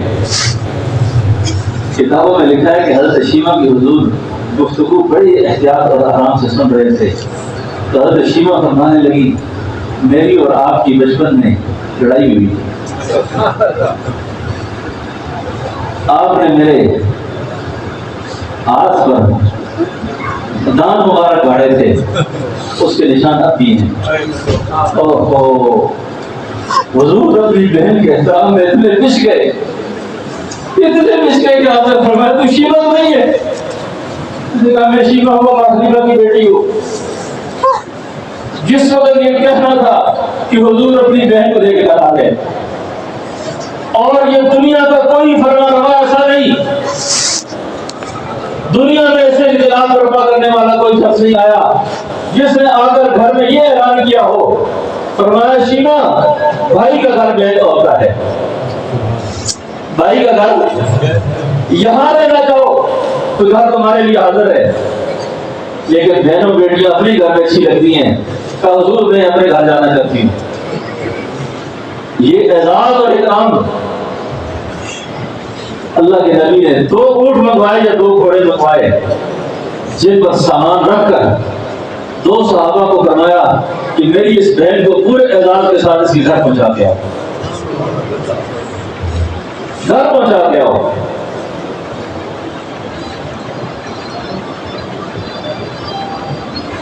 بات یہ کر رہا ہے اب آپ کی بچپن کے بعد آپ کا یہ لڑکپن کے زمانہ اور یہ آپ کی رضا کا رشتہ اور بہن، یہ حضور کی سیرت ہے، یہ حضور کی سیرت ہے. اور کبھی بہن کے گھر جایا کرو نا تو خالی ہاتھ نہ جایا کرو، بہنوں کے گھر جاؤ تو ہاتھ میں کچھ لے کے جایا کرو. یہ حضور کی سنت ہے، یہ بھی حضور کی سنت ہے.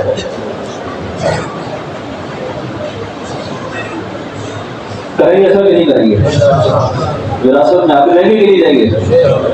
معاف تو نہیں کریں گے نا؟ ہاں کئی لوگ کہتے ہیں معاف کر دیں، کس لیے معاف کر دیں؟ جتنی عورتیں میری بات سن رہی ہیں بالکل کوئی معاف نہ کرے، ڈٹ کے کھڑی ہو جاؤ. ان کے ایمان بچاؤ لوگوں کے، ان کی دین بچاؤ، ان کا کھڑی ہو جاؤ اور اپنا حق مانگو ان سے، اپنا حق مانگو. یہ بات میں نہیں کر رہا، یہ اللہ کے نبی ان کی سفارش کر کے گئے، اللہ کے نبی کی تائید کر کے گئے ہیں. جن مواقع پر اللہ کے نبی روئے تھے وہ باتیں میں عرض کر دوں.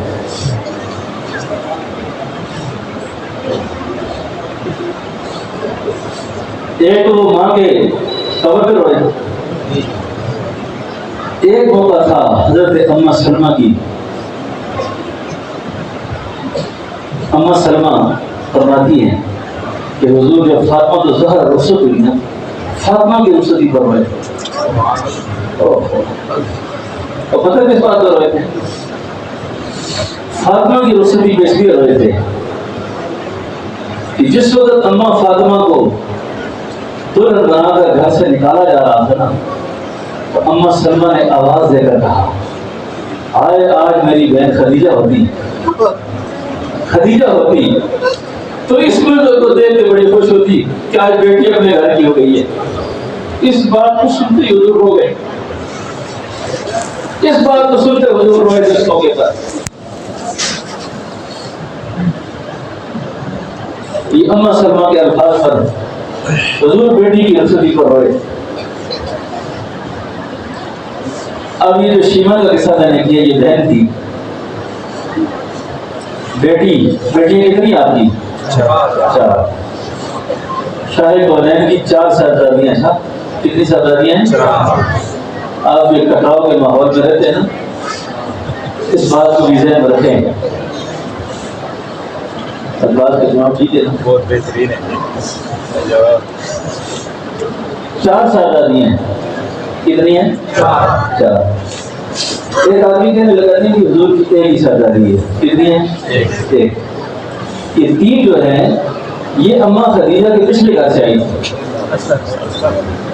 کہاں سے آئی تھی؟ 1 منٹ کے لیے آپ کی بات مان لیتے ہیں کہ حضور کے گھر آئی ہیں لیکن پچھلے گھر سے آئی ہیں. تو میں یہ کہتا ہوں کہ جو پچھلے گھر سے آئی تھی وہ پری حضور کے گھر میں. ٹھیک ہے. ان کی شادیاں کس نے کی ہیں؟ کہ حضور نے. پری بھی حضور کے گھر حضور کے سامنے بڑی ہوئی ہیں. یہ بھی تو معمولی شرط ہے. یہ بھی تو معمولی شرط ہے. وہ جس نے صبح شام نگاہ نبوت سے جنہیں دیکھا اور جن کی نظر نبوت سے پڑی، کیا یہ بھی کم مقام ہے؟ اور آپ کی 4 صاحبزادیاں ہیں. بڑی بیٹی سیدہ زینب، اور یہ بیٹی کا حق بھی سنیں، بیٹی کی عظمت بھی سنیں. یہ سیدہ زینب کے جو شوہر تھے نا، ان کا نام تھا حضرت ابو العاص. یہ ابو العاص جو تھے یہ بدری قیدیوں میں آئے تھے. بدر کی قیدیوں میں. یہ سیرت کا بڑا عجیب عنوان ہے. یہ جس وقت یہ بدر میں قیدی ہو کے آئے نا، اور قیدیوں کے لیے ایک ضابطہ بنا تھا کہ یہ صبح کل آ کر اپنا فدیہ ادا کریں، اور جو فدیہ نہ ادا کریں گے ان کے سر قلم کر لیے جائیں گے. حضرت زینب تک یہ خبر پہنچتی ہے. خواتین سے میں یہ بات عرض کرنے لگا ہوں.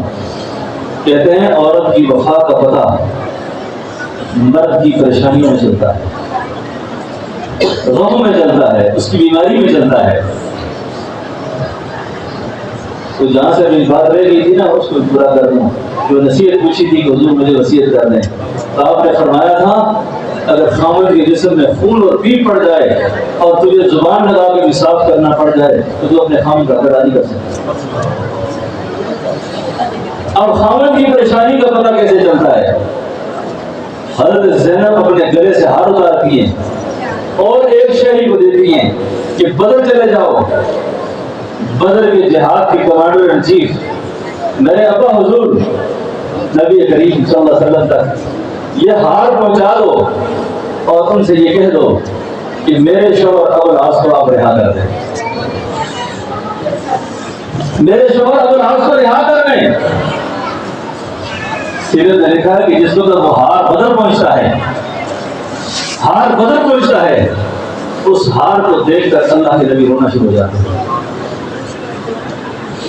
حضور اس پر رونا شروع ہو جاتے ہیں. اور جب آپ روتے ہیں صحابہ پوچھتے ہیں حضور کیوں رو رہے؟ فرمایا میرے صحابیوں اس ہار کے ساتھ میری ایک بڑی تاریخ وابستہ ہے. یہ ہار میری بڑی وفا شاد بیوی حضرت خدیجہ کا ہے، اور خدیجہ نے یہ شادی کے موقع پر رخصت ہوتے وقت زینب کو دیا تھا، اور خدیجہ کے مجھ پر بڑے احسانات ہیں. خدیجہ کے مجھ پر بڑے احسانات ہیں. اگر آپ چاہو تو میں یہ ہار بھی خدیجہ کو زینب کو واپس کر دوں اور ابو العاص کو رہا بھی کر دوں. مشاورتی اجلاس ہوا. شاید اس جگہ پر میرا مولوی امجد صاحب ہم گئے تھے بدر میں، جس جگہ یہ اجلاس ہوا تھا جہاں حضور تشریف فرما تھے. تو یہ بیٹے کوئی تھی یہاں پہ حضرت ابو العاص رہا ہو جاتے ہیں، ہار بھی واپس چلا جاتا ہے. اور یہ اماں خدیجہ جو تھی نا، یہ عورتیں میرے مخاطب میں اس لیے میں بار بار ادھر ادھر نکل جاتا ہوں، اور ضروری بھی ہے کہ تاکہ ان بیچاریوں تک کوئی بات پہنچ جائے. آپ پر جو وحی کے آثار شروع ہوئے تھے، وحی کا نزول جب ہو رہا تھا تو آپ کا جسم مبارک پہ کپکپاہٹ آئی تھی، آپ کو سردی لگ رہی تھی، اور اماں خدیجہ آپ پر چادر ڈالتی تھی، کمبل ڈالتی تھی. اس وقت اماں خدیجہ کے الفاظ تاریخی الفاظ ہیں، اور یہ سارے مجمع کے لیے اس میں بہت تسلی کا سامان ہے. جو آدمی یہ کام کرے گا اس کو دنیا کے ہنگاموں سے بے غم ہونا چاہیے. اماں خدیجہ نے کیا کہا تھا؟ اما خدیجہ نے کہا تھا حضور آپ کیوں پریشان ہیں؟ آپ کیوں پریشان ہوتے ہیں؟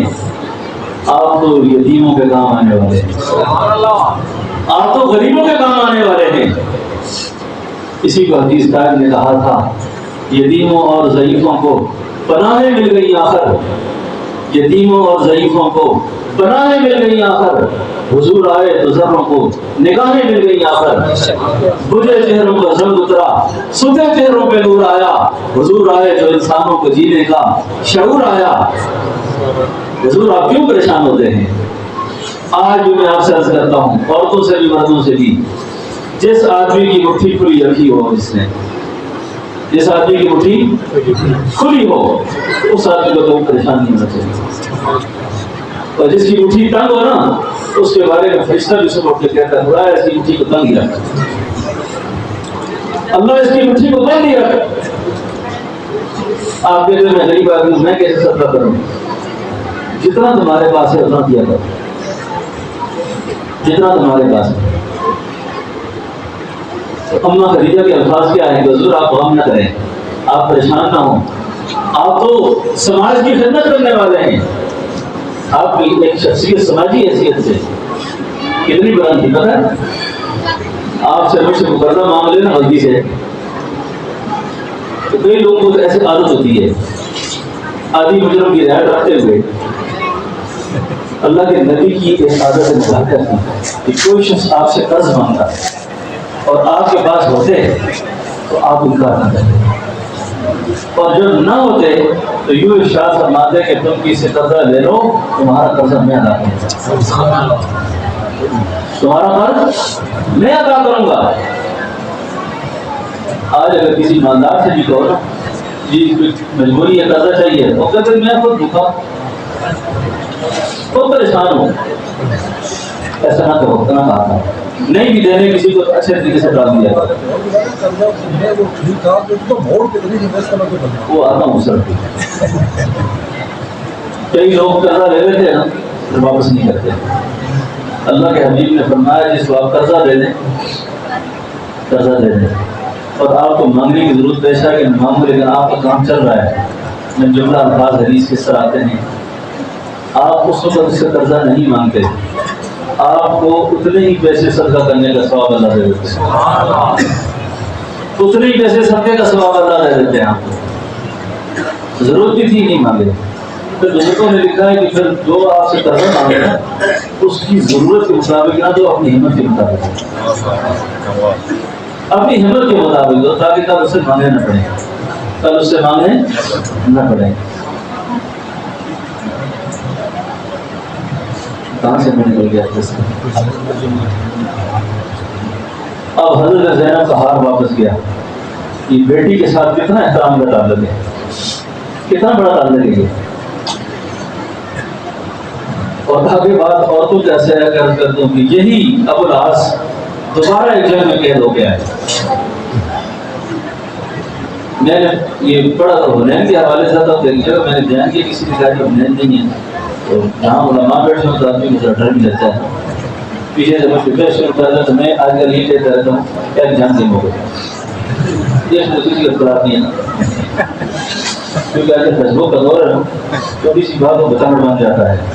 میں نے کہیں بیان کیا کہ حنین اور ہے حنین ہی ہے نا، ایک مولوی صاحب نے لکھا نہیں پیر صاحب غلطی ہو گئی ہے، غلطی ہوئی معاف کر دوں، میں آج کل کہتا ہوں پہچان کے موقع پر ایسے تو کوئی اعتراض نہیں، ایک جنگ کے موقع پر گرفتار ہو گئے اور اس کے لیے ضابطہ یہ بنا کہ کوئی مدینے کا شہری ضمانت دے، تو کہتے ہیں کہ ابو العاص مدینے میں بندے ہوئے تھے، مدینے میں بندے ہوئے تھے کہ فجر کے وقت ایک خاتون مسجد میں داخل ہوتی ہے اور خاتون آ کر یہ کہتی ہے کہ میرے شوہر یہاں گرفتار ہیں، ان کو رہا کر دو۔ صحابی پوچھتے کون ہیں آپ؟ نے کہا میں محمد رسول اللہ کی بیٹی ہوں، میرا نام زینب ہے اور میں اپنے شوہر کو امان دیتی ہوں، تحفظ دیتی ہوں کہ ضابطہ تم لوگوں نے یہ بنایا ہے کہ کوئی مدینے کے شہری ضمانت دے تو میں مدینے کی شہری ہوں، میں مدینے کی شہری ہوں۔ ابو العاص رہا ہو جاتے ہیں، اور رہا ہونے کے بعد دوڑتے ہوئے مکہ مکرمہ کی طرف جاتے ہیں، اور مکہ مکرمہ میں جا کر وہی بات مکہ کے چوک میں کھڑے ہو کر جو سیدنا عمر نے اپنے دور میں کی تھی کہ جس نے بیویوں کو بیوہ کرانا ہو، بچوں کو یتیم کرانا ہو، وہ سامنے آ جائے، میں ابو العاص مسلمان ہو گیا ہوں۔ مسلمان تو میں مدینہ میں ہو گیا تھا، لیکن آیا یہاں اس لیے ہوں کہ تاکہ تم میں سے کوئی یہ نہ کہہ دے کہ ابو العاص ڈر کی وجہ سے مسلمان ہوا ہے، ابو العاص ڈر کی وجہ سے مسلمان ہوا ہے، ایسی کوئی بات نہیں۔ تو اللہ کے حبیب صلی اللہ علیہ وسلم کی آپ سیرت کتنی بیان کریں؟ ابھی تو بات ہوئی نہیں تھی، یہ تو تمہید ہے صرف، یہ کیا ہے؟ تقریر تو اس کے بعد ہوگی، کیا رہے ہیں آپ؟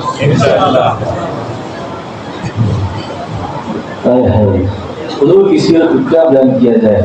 کسی شاعر نے کہا تھا، تھکی ہے فکر رساں، تھکی ہے فکر رساں، مدح باقی ہے، قلم ہے آبرا پا، مدح باقی ہے، ورق تمام ہوئے، مدح باقی ہے، ساری عمر لکھا، مدح باقی ہے۔ تو سامنے پیسے ساتھ داڑھی لکھا کے لیا تھا، کوئی جو نا کیا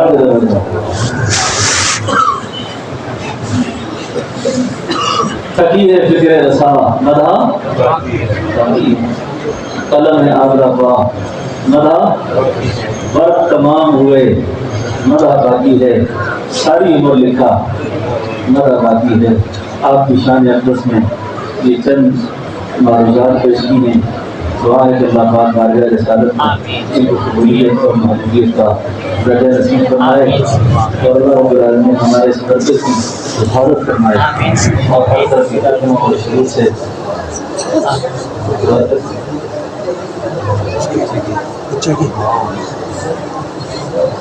اللہ حفاظت فرمائے۔ انشاءاللہ ہم دعا کرنے لگے ہیں، دعا اور میں اس مجمع میں میرے ماموں جہاں بیٹھے ہوئے ہیں، خطیب تناول قریبوں کے مولوی لوگ سے بحث کرتے رہتے ہیں کہ تناول کا خطیب میں وہ ہیں، لیکن ان کی زندگی میں کہتے کوئی تناول کا خطیب نہیں ہو سکتا۔ کیوں حضرت؟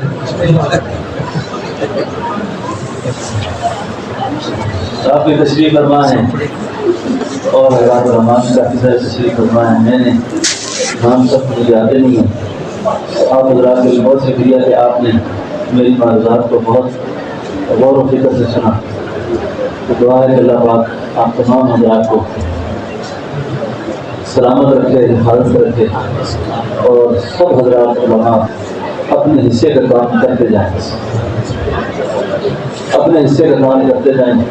وقت ہمارا زندگی کا کم ہے، کام ہمارے ذمہ زیادہ ہے، کام ہمارے ذمہ زیادہ ہے، تو کوشش کریں جتنا ہو سکتا ہے کام کریں، بس کسی کی پرواہ نہ کریں، کسی کی طرف نہ دیکھیں کہ لوگ کیا کہتے ہیں کیا نہیں کہتے، تو بس کام کرتے جائیں، تاکہ کل اللہ کے حضور جب ہماری پیشی ہو تو حق تو نہیں ادا کر سکتے، لیکن ہمارا شمار وہاں نکمے لوگوں میں نہ ہو، کام والے لوگوں میں ہو۔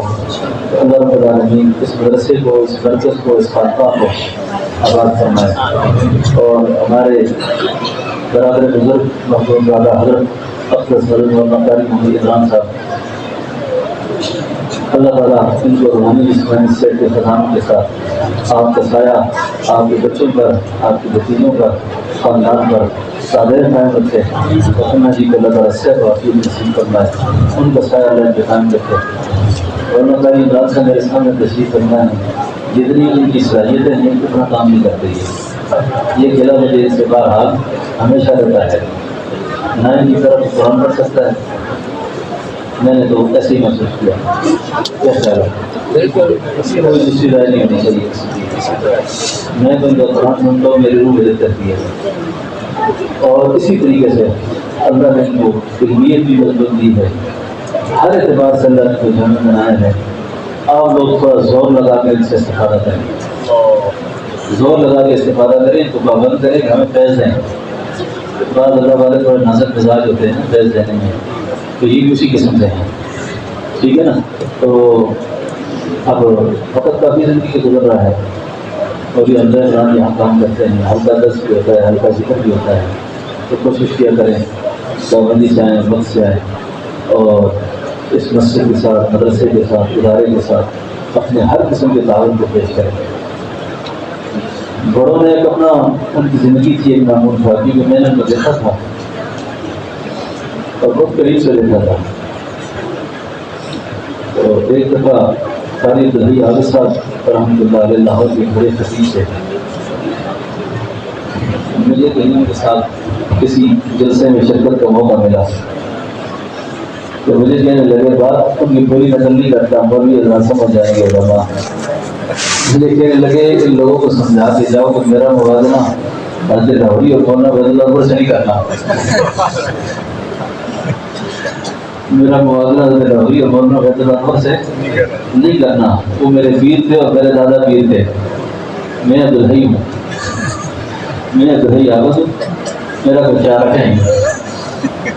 ٹھیک ہے نا، سمجھ گئے ہوں گے آپ.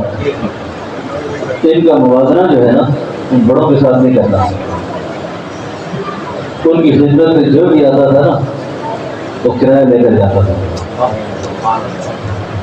کرایہ لے کر جاتا تھا، اور اس کی خدمت ہوتی تھی، اس کا احترام ہوتا تھا. یہ نقشبندی سلسلے کا اعزاز ہے سب. نقشبندیوں میں کوئی جس کو خدا نے نقشبندی بنایا اس کو کنیز نہیں بنایا، اس کو بخیل نہیں بنایا. بخل کا اور نقشبندیت کا آپس میں جوڑ نہیں ہے. کیوں؟ اس لیے یہ مشرف صدیقی ہیں، یہ مشرف صدیقی ہیں. اور جس کے پاس صدیق اکبر کی نسبت پہنچی ہے نا، صدیق وہ تھے جن کو قرآن کہتا ہے وَسَجِ جَنَّةُ الْأَتْقَى الَّذِي يُؤْتِي مَالَهُ يَتَزَكَّىٰ وَمَا لِأَحَدٍ عِندَهُ مِن نِّعْمَةٍ تُجْزَىٰ إِلَّا ابْتِغَاءَ وَجْهِ رَبِّهِ الْأَعْلَىٰ وَلَسَوْفَ يَرْضَىٰ. تو جس شخص صدیق کی نسبت پہنچی ہے نا وہ کنجوس نہیں ہو سکتا، وہ بخیل ہو ہی نہیں سکتا. شاہ منصور سوابی کے اندر ایک بزرگ تھے، جیسے ہمارے حضرت مولانا غفور عباسی رحمۃ اللہ علیہ کے خلیفہ تھے، وہ بھی اس طرح خلیفہ تھے. تو ایک مرید نے میرے سامنے کشتوں میں کہا ان سے کہ میں نے خواب میں مولانا غفور عباسی رحمۃ اللہ علیہ کو دیکھا ہے کہ وہ مجھے کچھ پیسے دے رہے ہیں، اور یہ بات مجھے اتنی مزہ دے رہی ہے. کشتوں میں انہوں نے کہا یہ کام تو وہ کیا کرتے تھے، کیوں ان کے مرشد مولانا محمود مدنی ایسا کیا کرتے تھے، جب رسول مدنی ایسا کرتے تھے. تو یہ اللہ والوں کے بعد القبات کو لوگوں کو غصہ آتا ہے نا، غصہ نہیں کرنا چاہیے. حضرت فضل علی قریشی کو لوگ خواجہ غریب نواز کہتے تھے. یہ خواجہ غریب نواز کی جو اصطلاح ہے نا، اس کا مطلب لوگ کچھ اور سمجھتے ہیں. اس کا مطلب یہ ہے کہ غریبوں فقیروں کا نواز کرتے ہیں. یہ لڑائیاں جھگڑے والے مسئلے نہیں ہیں صاحب، یہ لڑائی جھگڑے والے مسئلے نہیں ہیں. اور جی غریب نواز بندہ کس طرح ہو سکتا ہے؟ بندہ ہی ہوتا ہے غریب نواز. اللہ کی ایک ہر ایک صفت ہے نا. اب اللہ کی صفت تغیر کی ہے. اب امریکہ والوں نے اللہ کی صفت قدرت پر کام کیا ہے، وہ وہاں بیٹھے ہمیں یہاں دیکھتے ہیں، سب نے نہیں کیا.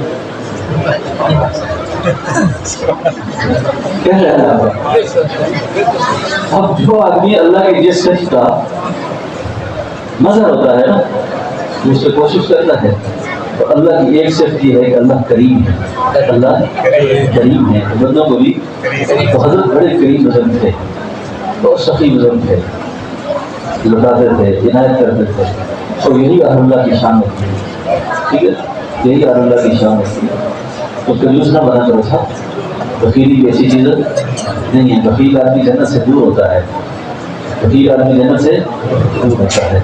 تو مدرسے کے ساتھ، اس مرکز کے ساتھ ہر طرح کے تعاون کو اپنے لیے سعادت سمجھیں. دیکھو یہ ہمارے جلسے مدرسے حضرت فرما رہے تھے کہ بڑی اندر عیسائی اور کوشش ہے. ظاہر بات ہے کہ جلسے کراتا ہے خرچہ ہوتا ہے. اب میں اپنی بات نہیں کر رہا کہ جتنا میں نے بیان کیا آپ سے، اس میں بہت ساری باتیں ایسی ہوں گی جو آپ نے پہلی بار سمجھا. ایسا ہے کہ نہیں؟ یہ موقع کیسے فراہم ہوا؟ یہ موقع کیسے فراہم ہوا؟ یہ موقع اس طرح فراہم ہوا کہ اس پر خرچہ ہوا. مجھے نہ چلنے کی اپیل نہیں کہ میں آپ سے چلنے کی اپیل کروں، کیونکہ میں سمجھتا ہوں حالات کو. تو آپ حضرات یقین کے ساتھ جڑے رہیں گے، ہر اعتبار سے دعوت پیش کرتے رہیں گے، کیونکہ حضرت اپنی شان کے مطابق کچھ ایسا معاملہ کرتے تھے کہ اب ان کو بڑی دقت ہی پیش آتی ہے، بڑی دقت ہی پیش آتی ہے. لیکن کیونکہ اب حضرت جو لکیر لگا کر گئے ہیں، جیسے کب پڑھا کہ کوئی تلاوت نہیں کر سکتا، نعت نہیں کر سکتا، بیان نہیں پڑھ کر سکتا. اب جیسے بھی بڑا صاحب غصہ آ رہا تھا، لیکن میں نے کہا مسئلہ یہ ہے کہ یہ بھی پابند ہے، یہ بھی پابند ہے. اب وہ جو لکیر حضرت نے لگا کر گئے انہیں اس لکیر سے باہر ابھی کی جانا ممکن نہیں ہے. ٹھیک ہے نا. ایک دفعہ شاید مفتی ربیع عثمانی صاحب نے آنا تھا، تو کافی بڑے علماء یہاں آئے ہوئے تھے، بہت اچھا پہلے کی بات ہے. تو بیان سے کے لیے ممبر خالی تھا.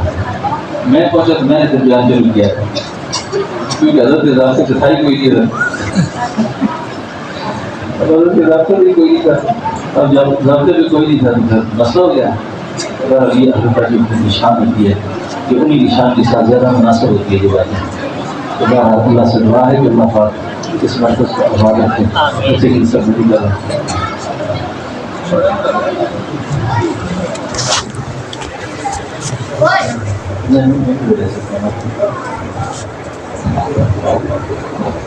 دعا کرا دیں اس کی تائید ہے.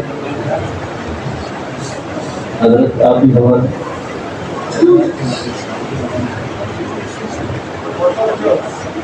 قاضی صاحب کے لیے کہنا بہت بہت کر رہے. قاضی صاحب ایسے آدمی ہیں جو بولتے نہیں ہیں. قاضی عبدالرشید صاحب رحمۃ اللہ علیہ، ان کے ساتھ بہت سارے اجتماعات میں بیانات کا موقع ملا، تو ایسے حوصلہ افزائی کرتے تھے جیسے وہ بیان کسی کے لیے حوصلہ ہے، ایسے تعریف کرتے تھے جیسے کہ جی بس آپ ہی آپ ہیں، یہ بڑوں کی شان ہوتی ہے. ٹھیک ہے. تو درود شریف پڑھ لیں، عورتیں میں پڑھ لیں اور اپنی نیت بدل لیں. جو اس کو روزانہ بیٹھنے کی سہولت ہے تو روزانہ ہو کر بیٹھ جائے اور درود شریف پڑھ لیں، اور اس کے بعد انشاءاللہ دعا مانگتے ہیں. اپنے دل کی ساری فریادیں، دل کے سارے ارمان، دل کی ساری گتھیاں اللہ کے سامنے کھولیں. ٹھیک ہے نا. اللہ کے سامنے کھولیں. اللہم صلی علی سیدنا و نبینا مولانا محمد وعلی آل سیدنا و نبینا مولانا محمد وبارک وسلم وسلم علیہ. اے اللہ، اے اللہ، یہ سارے تیرے در کے فقیر بیٹھے ہیں. اللہ سب کو بخش دے. اللہ سب کے ماں باپ کو بخش دے. اللہ سب کے بہن بھائیوں کو بخش دے. اللہ ساری امت کو بخش دے. اللہ اے اللہ مردوں کو عورتوں کو بخش دے. اللہ اے اللہ یہ سارے تیرے در پہ جرگی کی شکل میں بیٹھے ہوئے ہیں. اللہ تجھے راضی کرنے آئے ہیں. یا اللہ، یا اللہ تجھے راضی کرنے آئے ہیں. یا اللہ ان سب سے تو راضی ہو جائے. اللہ ان سب سے راضی ہو جائے. مردوں سے بھی اللہ راضی ہو جائے، عورتوں سے بھی راضی ہو جائے. اے اللہ سب سے تو راضی ہو جائے.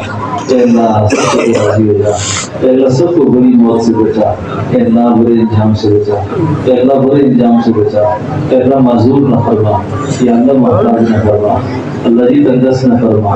اللہ کسی کو مقروض نہ فرما. اے اللہ ہم میں سے جس کی جتنی زندگی باقی ہے اللہ ہم سب کو دین میں زندہ رہے. مرتے وقت اللہ کی ایمان نصیب فرما. اے اللہ مرتے وقت ایمان نصیب فرما. اے اللہ معذور ہونے سے بچا، پاگل ہونے سے بچا.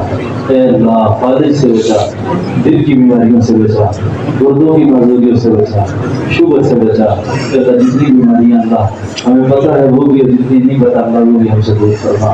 اللہ ہم سب کو روحانی جسمانی صحت کے خزانوں کے ساتھ اے اللہ راز رحمت نصیب فرما. اے اللہ اپنے خاص فضل و کرم سے ساری امت کے حال کرنے فرما. اے اللہ یہ جتنے تیرے بندے تیرے گھر میں بیٹھے ہوئے ہیں، جتنی بندیاں بیٹھی ہوئی ہیں اللہ ان کی سب کی جائز مرادیں پوری فرما. سب کی جائز حاجات کو پورا فرما. سب پر اپنے خصوصی فضل فرما. اے اللہ سب پر خصوصی مہربانی فرما. اے اللہ تو سب سے راضی ہو جا. اے اللہ تو سب سے راضی ہو جا. اے اللہ تو سب سے راضی ہو جا. اے اللہ جی ہم گناہگار ہیں، سرکار ہیں، خطاکار ہیں، اپنی ساری غلطیوں کا اعتراف کرتے ہیں. یا اللہ اپنے سارے قصور قصور تیری بارگاہ میں پیش کرتے ہیں. یا اللہ آپ معاف کرنے والے اللہ ہمیں معاف کروا دے. اے اللہ اس وقت تک جو اپنے پاس نہ والا جب تک تو ہم سے راضی نہ ہو جائے اللہ، اللہ صبر کرنے والا جب تک تو ہم سے راضی نہ ہو جائے۔ اے میرے اللہ، جن کے ساتھ ہم نے زیادتی کی ہیں یا اللہ، ان کے دلوں میں ڈال دے کہ اللہ وہ ہمیں معاف کر دے گا اللہ، اور جنہوں نے ہمارے ساتھ بھی زیادتی کی ہے اللہ ہم پھر جزا کے لیے انہیں معاف کرتے ہیں یا اللہ، اللہ ہماری وجہ سے کسی کو سزا نہ دینا یا اللہ، ہماری وجہ سے کسی کی پکڑ نہ کرنا یا اللہ، اور نفس اور شیطان کے بلاوے میں آ کر ہم نے بدلے کتنے میرے بدلوں کے حقوق ظاہر کیے یا اللہ، ان کے دلوں میں ڈال دے کہ اللہ تو ہمیں معاف کر دے یا اللہ، اللہ وہ ہم پر معافی کا معاملہ کر دے یا اللہ، دنیا سے ہم اس حال میں جائیں کہ یا اللہ تو ہم سے راضی ہو یا اللہ، قبر کی سختیوں سے اللہ محفوظ فرما، قبر کے عذاب سے محفوظ فرما، اے اللہ ہمیں ہماری بچوں کو آل اولاد کو اہل خانہ کو اللہ سب کو جہنم کی آگ سے بچا، اللہ جہنم کی آگ سے بچا، سب کو تو اللہ معاف فرما، اے اللہ تو سب کو معاف فرما، اے اللہ اس حاضری مجلس جتنے لوگ بیٹھے ہیں یا اللہ کہ اپنے بچیوں سے پریشان ہیں، بچوں سے پریشان ہیں اللہ، ان کو نیک سارے رشتے نصیب فرما یا اللہ، جن کی شادیاں ہو گئی ہیں ان کو نیک سارے اولادیں نصیب فرما، ان کو اپنے گھروں میں خوش فرما اللہ، ان کو اپنے گھروں میں خوش فرما، بہت سے حرام مقروض ہیں پریشان ہیں، دعا کا کہا ہے لکھا ہے یا اللہ، ان سب کے حال پر رحم فرما اللہ، ان سب کے حال پر رحم فرما یا اللہ، ان سب کے حال پر رحم فرما، ساری امت محمدیہ پر رحم فرما، اے اللہ فلسطین کے مسلمانوں کی مدد فرما، غزہ کے مجاہدین کی مدد فرما یا اللہ، جتنے لوگ پریشان حال ہیں یا اللہ جہاں جہاں ان کی نصرت فرما یا اللہ، ملک پاکستان کی حفاظت فرما، اندرونی بیرونی خطرات و خدشات سے اس ملک کو محفوظ فرما یا اللہ، اس ملک کی فوج کو، اس ملک کے اداروں کو، اس ملک کی حکومتوں کو یا اللہ غیرت جرأت حمیت دین نصیب فرما، دشمن کی آنکھوں میں آنکھیں ڈال کر وار کرنے کا حوصلہ نصیب فرما یا اللہ، جو لوگ پاکستان کے دشمن ہیں، اس ریاست کے خلاف مصروف عمل ہیں یا اللہ، انہیں ہدایت نصیب فرما یا اللہ، جن کے مقدروں میں ہدایت نہیں اللہ ان کو چھان چھان کے تباہ و برباد فرما اللہ، ان کے وجود کو اس نقشے سے ختم فرما یا اللہ، اپنے خاص طور کی طرف سے ہمارے اس اجتماع کو یہ کل سے جاری ہے، ابھی دعا ہمارا حل ہے یا اللہ، اول سے لے کر آخر تک کوئی کمی کوتاہی ہوئی اللہ اس کو معاف فرما یا اللہ، جو باتیں کسی سے نفس اور شیطان کے تقاضے سے نکلی ہوں اللہ، ان باتوں سے گزر فرما، جو باتیں اللہ نکلی زبانوں سے دل سے اللہ کو قبول فرما، اس فضا میں، اس علاقے میں ہدایت کی فضا کو عام فرما یا اللہ، اس بیان کا ثواب، اس اجتماع کا ثواب حضرت خواجہ محمد عرفان صاحب رحمۃ اللہ علیہ کی روح کو پہنچا، حضرت حافظ السلام صاحب کی روح کو پہنچا یا اللہ، اس خاندان کے جتنے لوگ فوت ہوئے، اس شہر کے جتنے لوگ فوت ہوئے یا اللہ، سب کو اس کا ثواب دیتا، ان کی روح کو خوش فرما، روز قیامت یا اللہ ہماری بدعمالیوں کی وجہ سے ان کے سامنے ہمیں شرمندہ نہ ہونا یا اللہ، ان کے سامنے ہمیں شرمندہ نہ کرنا یا اللہ، یا اللہ، ان کے نیک اعمال کے دفعے، ان کی نیکیوں کے دفعے یا اللہ، ہم سب پر رحم فرما اللہ، ہم سب پر رحم فرما اللہ، جن دوستوں نے دعاؤں کو کہا ہے لکھا ہے، ہم سے دعا کی امیدوار ہیں اللہ، کی ساری دعائیں ان کے حق میں قبول کرنا اللہ، ان کے حق میں قبول کرنا، جتنے حضرات کے یہاں نام لیے گئے یا اللہ ان سب کی مغفرت فرما، ان سب کو خوشحال فرما، قریب دنوں میں ہمارے بزرگ استاد العلماء رسول الفاظ اور مدارس العربیہ پاکستان حضرت مولانا قاضی عبدالرشید صاحب دنیا فانی سے رحلت فرما دے اللہ، ان کے درجات بلند فرما، آپ کے سارے پسماندہ نام کو صبر جلیل نصیب فرما یا اللہ، صبر جلیل نصیب فرما، صلی اللہ تعالی علیہ وسلم۔